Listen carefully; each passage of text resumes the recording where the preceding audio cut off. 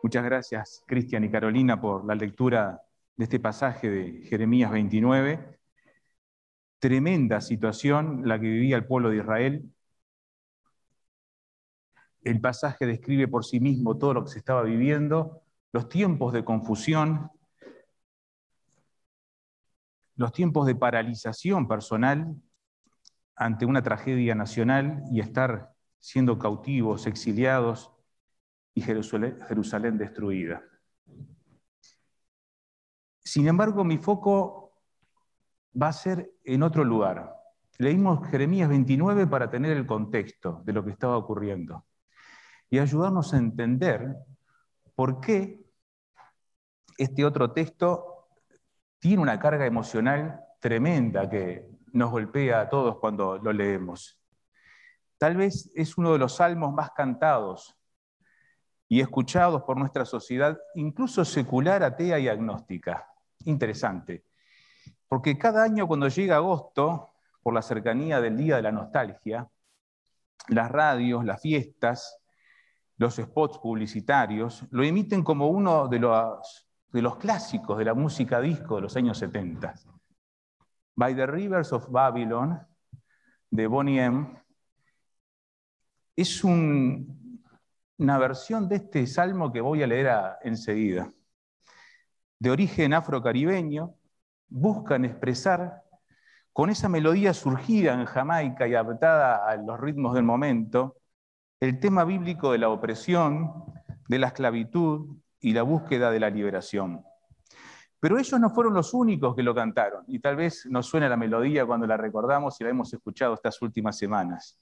Uno puede rastrear interesantemente que este salmo ya desde el Renacimiento se cantaba. Giovanni Palestrina, un de los primeros cantantes corales de la época de liturgias religiosas, tomaba los primeros dos versículos e incluso parte de lo que él escribió, anoche lo escuchaba, esa versión renacentista, se sigue cantando en varias de las liturgias cristianas en el mundo.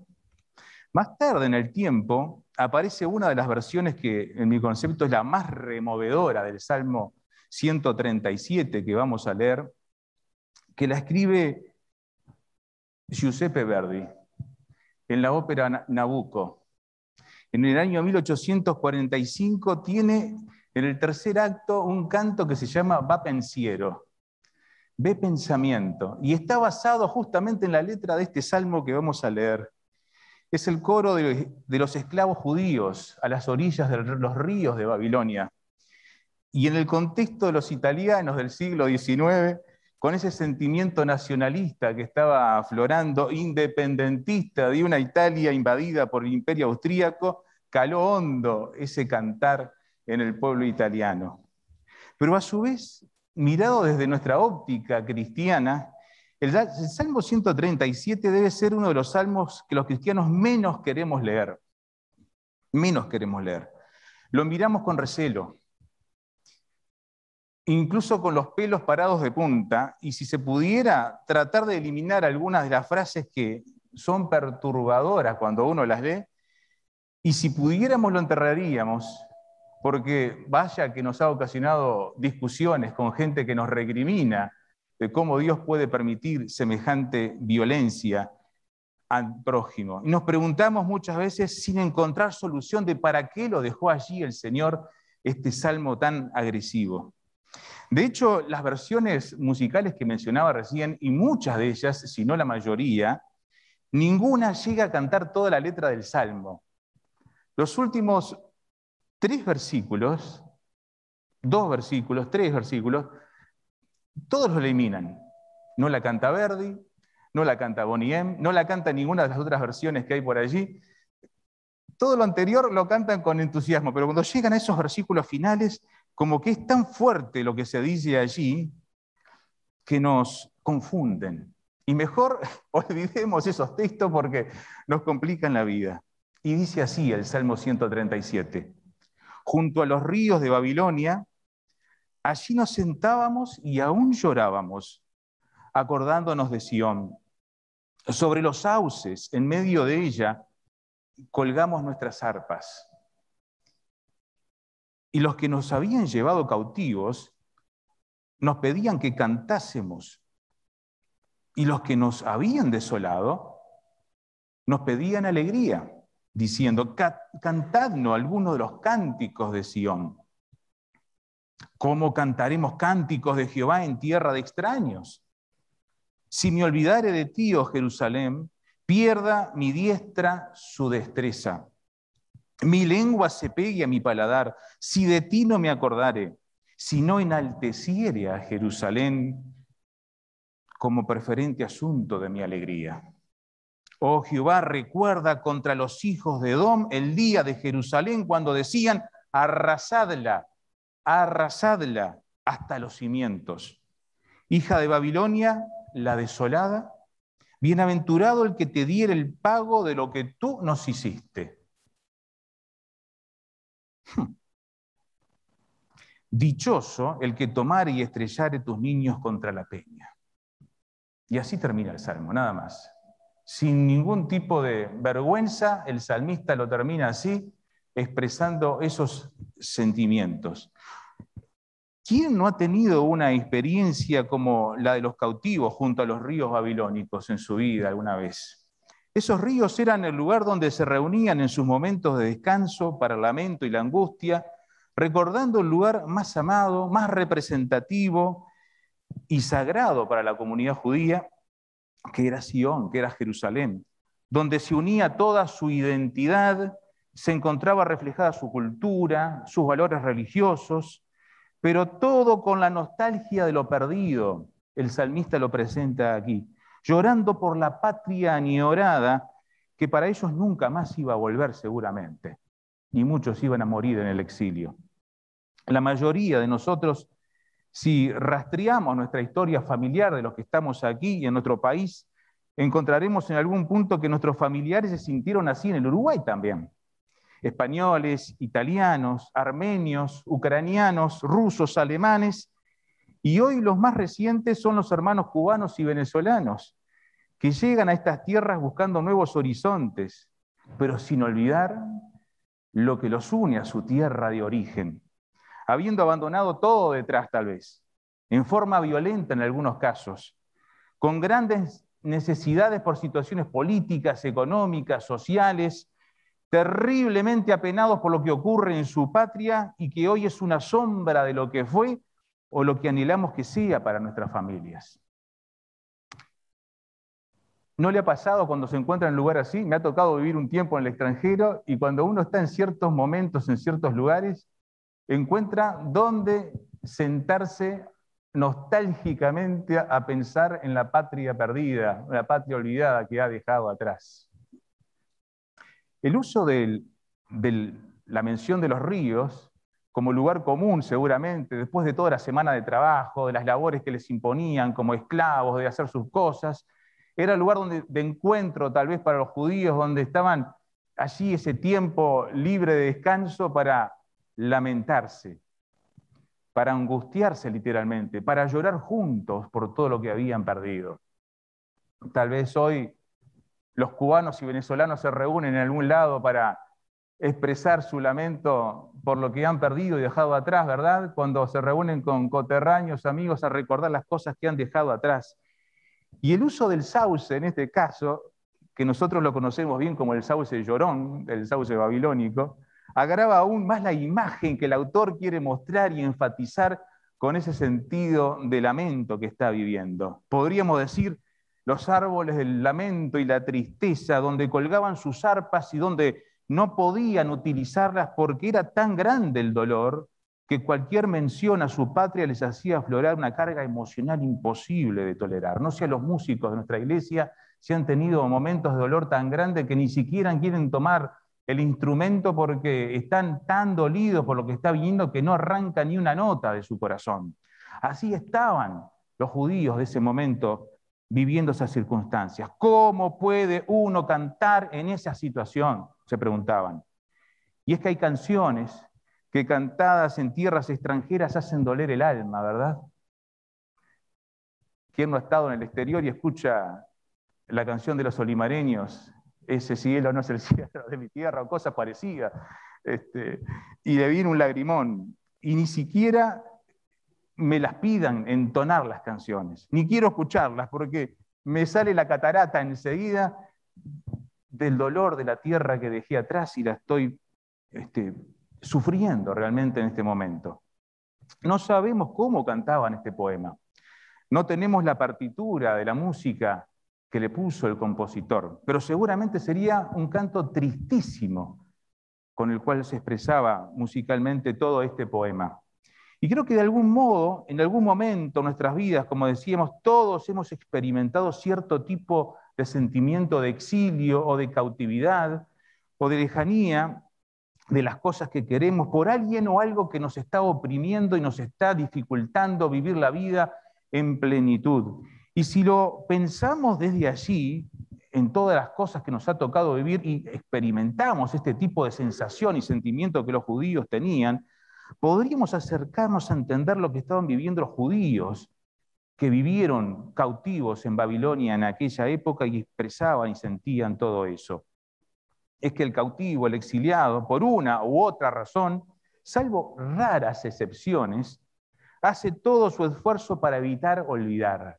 La segunda sección del Salmo, a partir de los versículos 4 al 6, que inicia con una pregunta, muestra claramente que el que está fuera y lejos de su patria o en un contexto diferente al que le es familiar y habitual, hace todo su esfuerzo por recordar, por no olvidar, por fijar en su memoria y en sus sentimientos y emociones lo que implica estar en esa situación, en esa cultura tan extraña que nos está invadiendo y nos hace a veces perder nuestro referente y nuestro horizonte.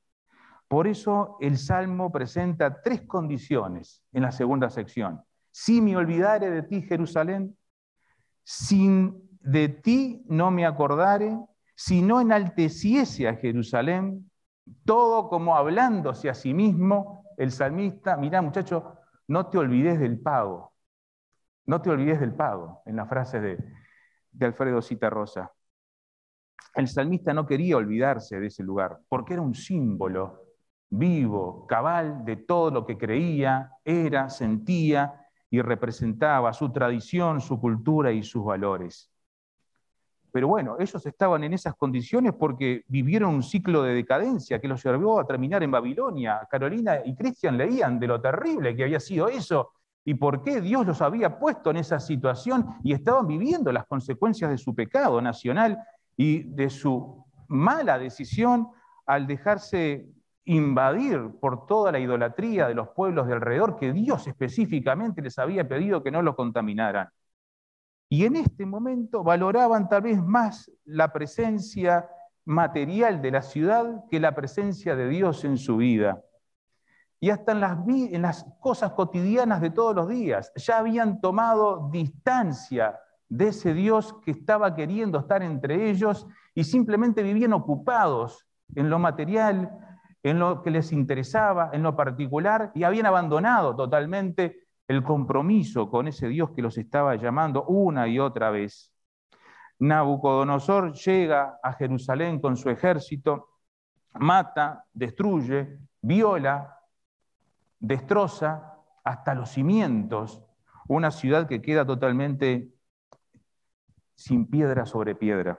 Lleva al cautiverio a miles de personas a las que trata de trasplantar, y usted puede leer bien todo el proceso ese en la vida de Daniel y sus amigos allí en los primeros capítulos, donde les quieren cambiar la comida, las costumbres, las creencias, el idioma, el nombre, su identidad, las señas más profundas de quiénes eran como personas. Por eso el salmista dice, si me olvidare de ti, oh Jerusalén, si de ti no me acordare, si no enalteciese a Jerusalén, hacían todo su esfuerzo cotidianamente. ¿Recuerda Daniel? 3 veces al día abría la ventana hacia Jerusalén como un recordatorio, se arrodillaba y oraba, tratando de recordar y conectar con eso que habían sido totalmente deportados y exiliados y desconectados. Contra esos olvidos el salmista, contra esas presiones al que el sistema esclavizante los había metido, estaban luchando para no olvidar quiénes eran y de dónde venían. Y esa es una gran lucha que tenemos también nosotros todos los días. Recordar quiénes somos en Cristo. ¿Qué nos da nuestra identidad? ¿Qué nos da nuestros valores? ¿Qué nos da nuestros principios y nuestras creencias en medio de un sistema que nos está queriendo corroer hasta en lo más profundo de quiénes somos? Pero están allí, luchando y enfrentando eso a causa de su pecado.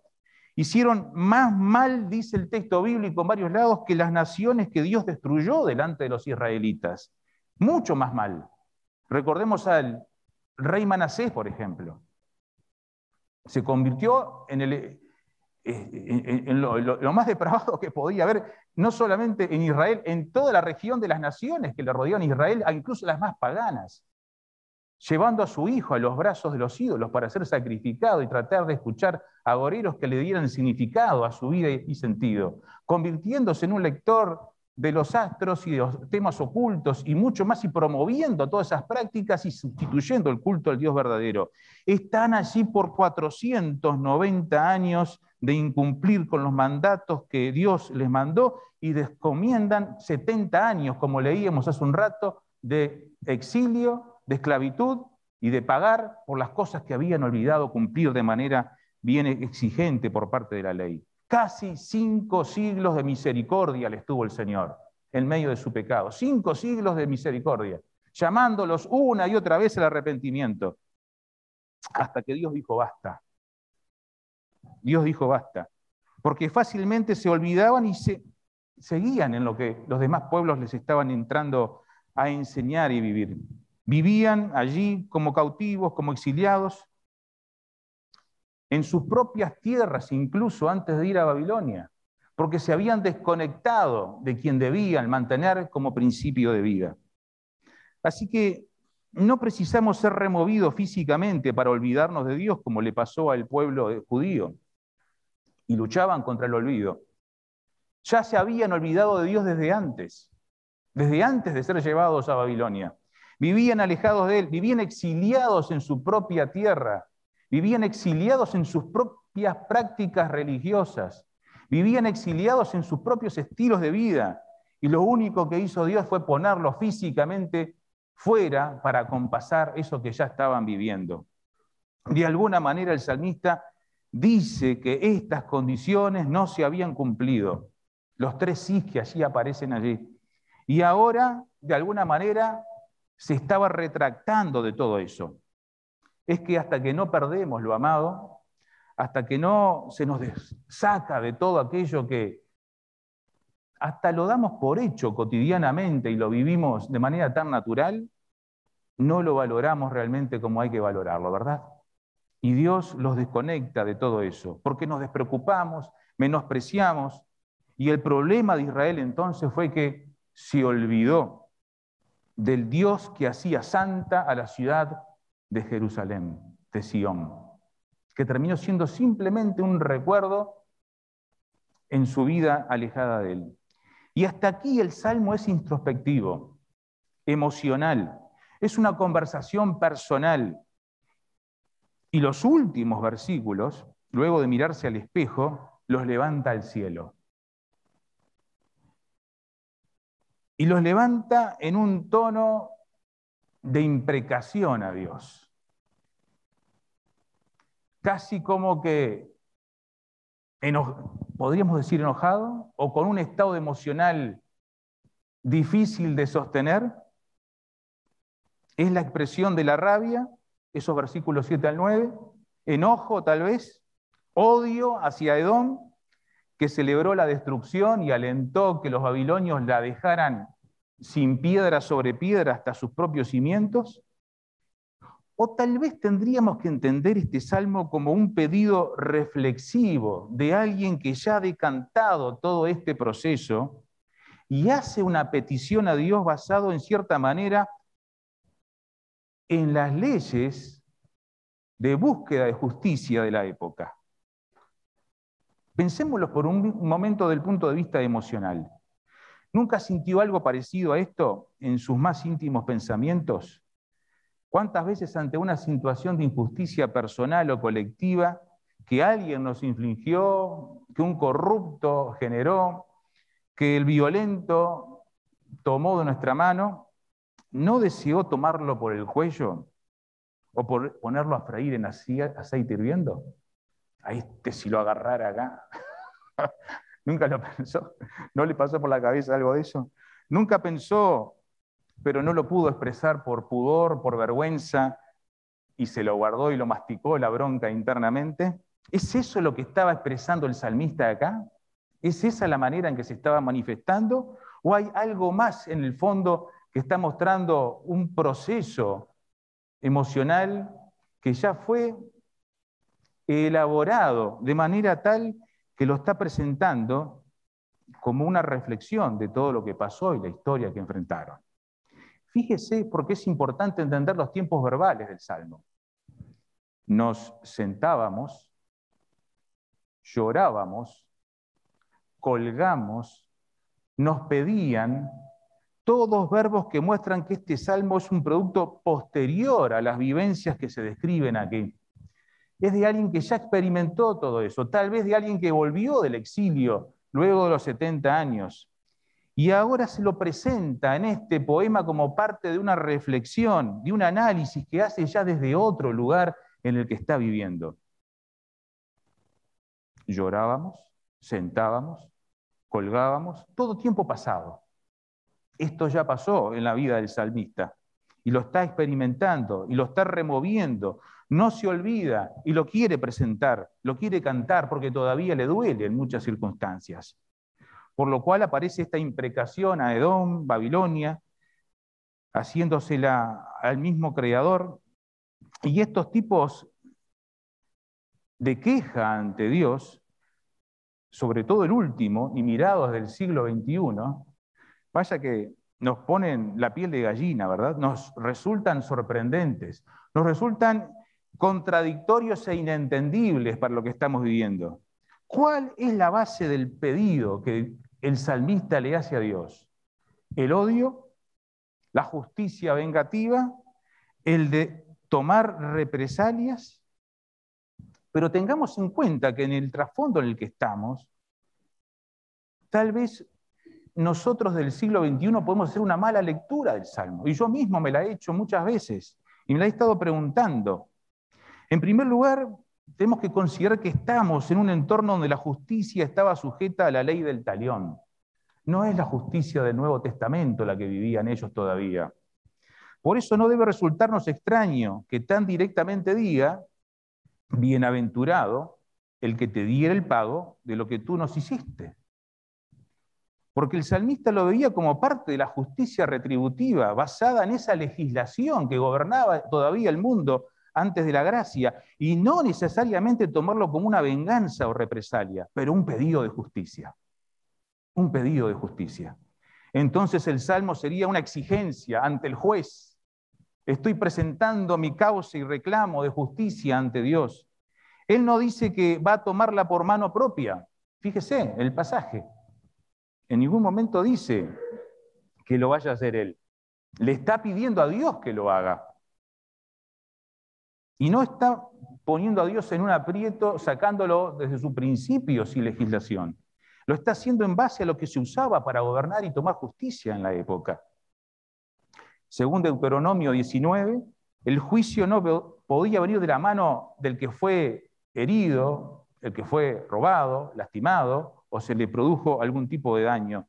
En Israel había que presentarse ante Dios, a los jueces, los sacerdotes, traer la causa, quienes, usando el debido proceso establecido en la ley, juzgarían el testimonio y las pruebas en contra del acusado, buscando ecuanimidad en el juicio. La medida de esa justicia debía ser proporcional al daño infligido. Ojo por ojo, diente por diente, y ojo el que diera falso testimonio contra su hermano, porque lo que buscaba contra él le iba a caer sobre su cabeza. Y lo puede leer ahí en Levítico 24, Éxodo 21, y ver cómo era de exigente el sistema legislativo que se introdujo en la época. En el caso de Babilonia, Jeremías dice en el capítulo 51 que el Dios de retribución dará la paga. Jeremías 51, 56. El Dios de retribución dará la paga a todo lo que Babilonia hizo. Es por eso que el salmista, y yo creo que mirándolo así, en total control de sus emociones y entendiendo el sistema judicial que debía respetar, presenta su caso ante Dios y pide, en base a esa legislación, un pago de acuerdo a la medida de los actos de sus enemigos. No está pidiendo más de lo que los enemigos hicieron sobre el pueblo de Israel. Y allí tal vez podemos entender el contexto en el que el salmista escribe. Sin embargo, cuando miramos desde este lado de la historia del Nuevo Testamento, la mirada tiene que ser necesariamente diferente. No podemos quedarnos allí. Porque Jesús dijo, oísteis que fue dicho, ojo por ojo y diente por diente.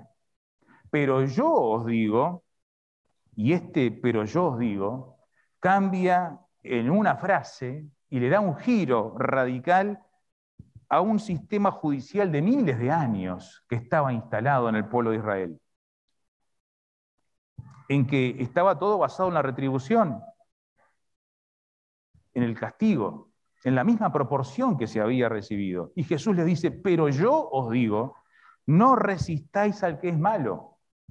Antes, a cualquiera que te hiera en la mejilla derecha, vuélvele también la otra. O sea que no buscamos venganza personal, no buscamos retribución por nuestra mano, ni al estilo del Antiguo Testamento. Romanos 12:19 señala, no os venguéis vosotros mismos, amados míos, sino dejad lugar a la ira de Dios, porque escrito está, mía es la venganza, yo pagaré, dice el Señor. Y aquí viene lo revolucionario del Evangelio. Así que si tu enemigo tuviere hambre, dale de comer. Si tuviere sed, dale de beber, pues haciendo esto, ascuas de fuego amontonará sobre su cabeza. No seas vencido de lo malo, sino vence con el bien el mal. Y cuando uno piensa en todas las injusticias que el hombre ha cometido, no pensemos muy lejano, en el siglo XX, que hemos dejado no hace mucho atrás, y en este siglo XXI que estamos viviendo, vaya que es difícil no ponerse más en la piel del poeta del Salmo, pidiendo retribución y castigo, que aplicando este principio tan exigente del Nuevo Testamento. Obviamente que todos clamamos por justicia, y Jesucristo no está hablando de que vamos a olvidarnos que la justicia no se va a llevar adelante. Se va a llevar adelante, por supuesto, pero no es nuestra justicia la que va a llevar la obra, sino que debemos buscar el reino de Dios y su justicia para que todo sea solucionado de acuerdo al plan y el gobierno de Dios en nuestras vidas y en el mundo, cuando Él venga a imponer su sistema para nosotros. Debemos tener, como dicen las bienaventuranzas, hambre y sed de justicia. Hambre y sed de justicia de Dios, porque en su momento seremos saciados. En su momento seremos saciados. Y eso nos lleva a preguntarnos, ¿vivimos con sentimientos de revancha, con sentimientos de odio, de enfrentamiento, con ganas de partirle un palo en la cabeza a alguno cuando lo vemos? Finalmente, cuando Babilonia, esta ciudad histórica, llegue el final de los tiempos, recibirá su paga. Va a recibirlo. Y la recibió la Babilonia histórica. Podemos leer en Daniel cómo el imperio babilónico cayó muy fácilmente, luego de toda su corrupción interna también, que lo llevó a caer en manos de los persas, que prácticamente ni esfuerzo tuvieron que hacer para tomar todo lo que se venía destrozando. Pero un día también todo el sistema babilónico simbólico que vivimos actualmente será juzgado por Dios también. Y dice Apocalipsis 18, Dios, hablando de Babilonia, se ha acordado de sus maldades. Dadle a ella como ella os ha dado y pagadle. Alégrate sobre ella, cielo, y vosotros santos apóstoles y profetas, porque Dios ha hecho justicia en ella. Y en la justicia de Dios, hermanos, es que descansamos ante todas las injusticias que podamos vivir en el presente o hayamos vivido. Primero que nada, reconociendo tal vez de dónde venimos y el producto de nuestras decisiones a dónde nos ha llevado. Y tal vez el exilio espiritual, la esclavitud espiritual en la que nos hemos metido por nuestras propias decisiones muchas veces. Y pagando por los hechos que hemos desarrollado, nuestras acciones, que nos han llevado al estilo de vida que tenemos. Dios cumplirá su justicia en el tiempo debido. La justicia de Dios se ha hecho realidad en Jesucristo, hermanos, quien murió por nosotros, llevando nuestro pecado sobre sus hombros y haciendo algo que el salmista no podría tal vez ni siquiera entender con la revelación de la época. En la misma cruz, rogándole a Dios, no que les pague de acuerdo a sus hechos bajo la antigua ley, sino que Jesús le dice a Dios, Señor, no les tengas en cuenta este pecado, no se lo tengas en cuenta. E invitando a esos hombres, incluso a sus matadores, a una relación personal y a obtener y saciar su necesidad de justicia en la obra de Jesucristo que nos justifica de todo lo que puede haber pasado en nuestra vida. Por eso hoy Dios sabe y conoce cuál es su dolor. El que esté viviendo, personal, cultural, colectivo, social, político, económico, del que sea. Dios conoce su dolor. Dios conoce cuáles son nuestros exilios personales, nuestros cautiverios espirituales, lo que estamos viviendo, la opresión que tenemos en nuestra alma y del enemigo que busca destruirnos. Pero hoy Dios nos dice que cargó toda la culpa. Hoy Dios nos dice que Jesucristo pagó el precio. Hoy Dios nos dice que la justicia está cumplida en Cristo Jesús. Y que no tenemos que seguir cargando con los sentimientos de angustia, de llanto, de dolor, de tristeza que nos parte y nos paraliza, y que nos sentamos junto a un río a llorar constantemente porque no podemos resolver ese conflicto interno que nos está destruyendo el alma, literalmente, y no podemos avanzar. Colgamos el arpa, colgamos nuestros instrumentos, no queremos hacer nada, nos entregamos, y por eso Jeremías tiene que hacer como leían Cristian y Carolina, muchachos, levántense, construyan casas, trabajen, busquen el bien de la ciudad, pónganse a funcionar. El Señor traerá justicia a sus vidas. Y sacando la bronca, el rencor, sacando todas esas cosas que nos duelen, nos destruyen y nos impiden avanzar, el Señor hoy nos llama a través de Jesucristo a vivir una vida de libertad, de redención, de sentirnos parte de una patria celestial que nos está llamando donde reina la justicia, donde la justicia ya vino, y viene finalmente al final de la historia humana para poner todas las cosas en orden.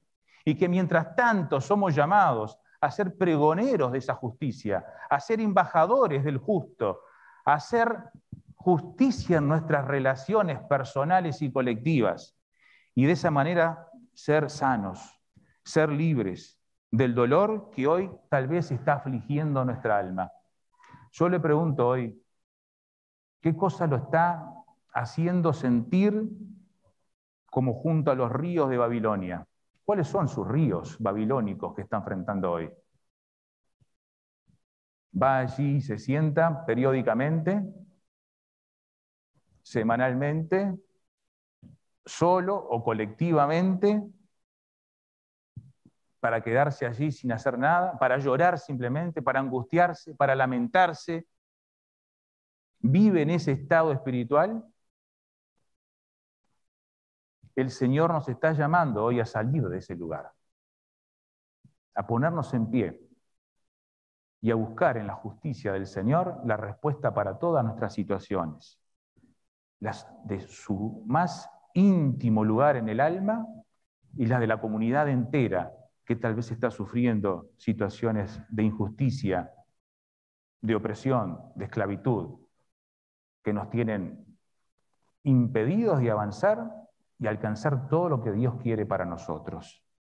Quiera el Señor esta mañana no solamente pensar en todo eso desde un punto de vista humano, que bien tiene para enseñarnos muchas cosas este salmo, sino para encontrar en Cristo la manera de superarlo y salir adelante, personal y colectivamente, para el bien nuestro, para el bien de la familia, para el bien de la sociedad y la patria en la que vivimos, para que la justicia de Dios encuentre y florezca y nazca como ese sol de justicia del que habla la Biblia, que es Jesucristo.